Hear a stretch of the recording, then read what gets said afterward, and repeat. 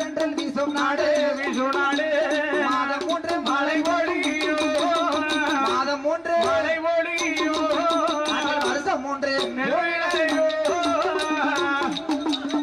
Vote vote ஏ மாதம் 3 மழை பொழியோ ஓட் ஓட் ஓட் ஓட் ஓட் அங்கே தேனிருந்து தேன் சோரியோ தென்றல் வீசி கனி சோரியோ ஆணை கட்டி போரடித்தார் மாளாது சென்னல் என்று குதிரை கட்டி போரடித்தார் குதிராது சென்னல் என்று ஆணை கட்டி ஆணை கட்டி தென்காசி மாவட்டம் எப்ப யானை கட்டி போரடிக்கோ இந்த தென்காசி மாவட்டம்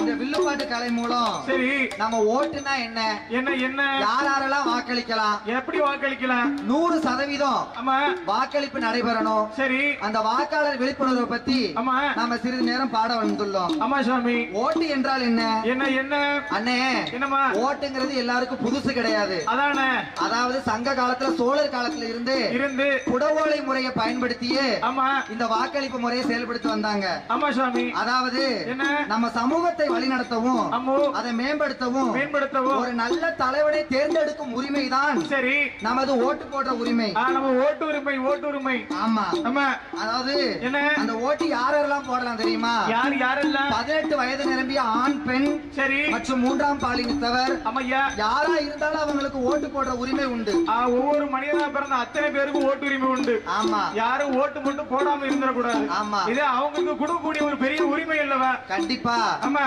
எதையுமே மறந்து நம்ம அந்த ஓட்டுரிமை மட்டும் என்னைக்கு விட்டு கொடுக்க கூடாது கூடவே கூடாது அதாவது 100% ஓட்டு இருந்தா தான் நம்ம இந்த பூமியில ஒரு மனிதனா பிறந்ததுக்கு சரி நாம செய்யற கடமைகள் தலையாய கடமை இந்த ஓட்டுரிமை சுவாமி ஓட்டு போட வேணும்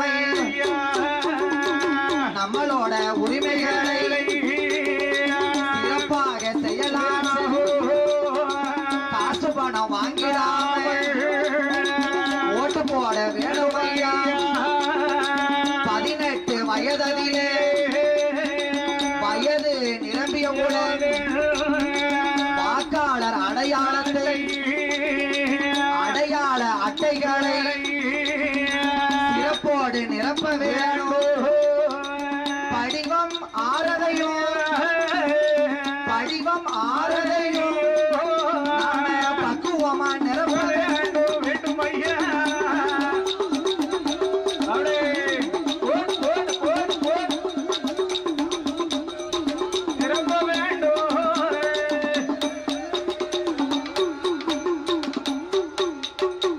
வயது நிரம்பிய ஒரு ஆண் பெண் யாரா இருந்தாலும் சரி படிவம் மாற பக்குவமா நிரப்பணும் அதானே வாக்கு சாவடி நிலைய அதிகாரின்னு இருப்பாங்க ஆமா அவங்க கிட்ட அந்த படிவத்தை வாங்கி பூர்த்தி செய்து நம்ம அடையாள அட்டையை முதல்ல வாங்கிக்கணும் ஆமா அடையாள அட்டை இருந்தா மட்டும் தான் நம்ம ஓட்டு போட முடியும் ஆமா ஏன்னா ஒவ்வொரு மனிதருக்கும் ஒரு அடையாள அட்டை இருக்கணும் பத்தியில கண்டிப்பா அடையாள அட்டை இருந்தா மட்டும்தான் ஓட்டு உரிமை உண்டு சரியா சொன்னீங்களே ஆமா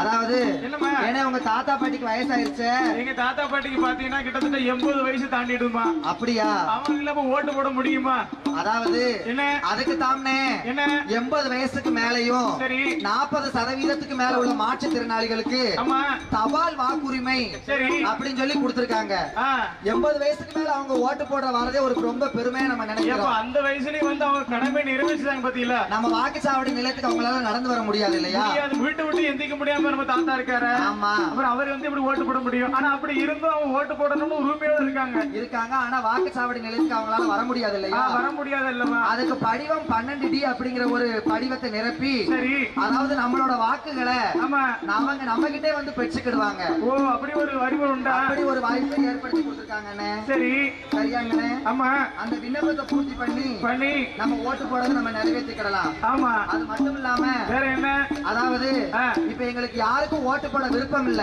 சரி நம்மளுக்கு ஓட்டே வேண்டாம்னு சொல்றவங்களுக்கு ஆமா அதுக்கு தான் நோட்டாங்கிற சரி ஒரு பட்டனை கொடுத்திருக்காங்க நோட்டா நோட்டானா என்ன தெரியுமா? என்ன நோட்டானா என்ன அர்த்தம்? மேற்கண்ட எவரும் இல்லைன்னு அர்த்தம். ஓ அப்படி. ஆமா. சட்டுன்னு போங்க, சரி, பட்டுன்னு அழுத்துங்க, அதானே, தப்புன்னு வந்துருங்க. அப்படி. அது மட்டும் இல்லாம இன்றைக்கு நம்ம நாட்டுல அந்த ஓட்டு போடுறதுக்கு வரிசையில நிக்காங்க பாருங்க. அதாவது எங்க வீட்டுல ஒரு பக்கத்து வீட்டு அம்மா இருக்காங்க. அவங்க சொன்னாங்க, அம்மா காலையில இருந்து வெயில கடுகடுன்னு நிக்கும் அப்படின்னு சொன்னாங்க. சரி. என்னோட தம்பி சொல்றான், என்ன சொல்றான், போக்கா நானும் காலையில இருந்து சாயந்தரம் வரைக்கும் நிக்கிறேன், காலெல்லாம் வலிக்குன்னு சொல்றாங்க. நான் ஒரே ஒரு கேள்வி கேட்கிறேன், என்ன கேள்வி? சினிமாக்கு ஒரு டிக்கெட்டுக்கு எத்தனை மணி நேரம்? அப்ப படம் ரிலீஸ் ஆயிட்டுனா போதும், காலையில இருந்து சாயங்காலம் நாள் முழுக்க நிக்கீங்க. அது மட்டும் இல்ல, தியேட்டர் உள்ள போய் நட்டமாண்டு படமா ஒரு மேட்ச் பார்க்க போறதுக்கு எவ்வளவு நேரம் நிக்கீங்க? அதுக்கு நாள் கணக்க நிக்காங்களா? நம்மளோட ஜனநாயக உரிமைக்கு நீங்க எல்லாரும் வரிசையில் நின்று ஓட்டு போடணும். அப்ப நம்ம நாட்டு உரிமையை காப்பாற்ற ஓட்டு போட்டாதான் முடியும். ஆமா. அப்படின்னு நான் வந்து உங்கள்ட்ட அன்போடு கேட்டுக்கொண்டு, சரி, என் வாக்கு என் உரிமை, என் வாக்கு என் உரிமை, பணத்துக்காக நாங்களுமே ஓட்டினையும் விற்க மாட்டோம், என்னுடைய வாக்கதுதான் அது விற்பனைக்கு அல்ல சுவாமி, வாக்கினைய விற்கலாமா, வாக்கினைய விற்கலாமோ, ஆட்சியினை தொலைக்கலாமோ, அமைய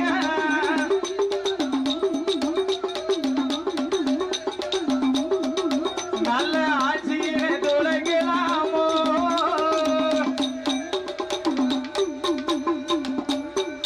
சுவாமி வாக்களிக்க வேண்டும் என்று 100 நல்ல சதவிகிதம் நம்முடைய மக்கள் எல்லாம் நம்முடைய கடமைகளை, அப்படி நம்முடைய கடமைகளை 100% வாக்களிக்க வேண்டும் என்று இந்த கிராமிய வில்லிசை பாடல் மூலமாக மறுபடி இன்னொன்னு, ஏப்ரல் 23ஆம் தேதி மறக்க மாட்டோம், ஜனநாயகத்தை காப்பாற்றுவோம், 100% ஓட்டு போடுவோம், நல்ல தலைவரையே தேர்ந்தெடுப்போம்.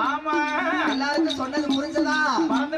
சத்த காங்கலையே அப்படி என்று சொல்லி 100% நம்மளுடைய வாக்கை நாமளே செலுத்தி நல்ல தலைவரை தேர்ந்தெடுக்க வேண்டும் என்று எல்லாரும் அன்போடு கேட்டுக்கொண்டு வாக்களித்தமை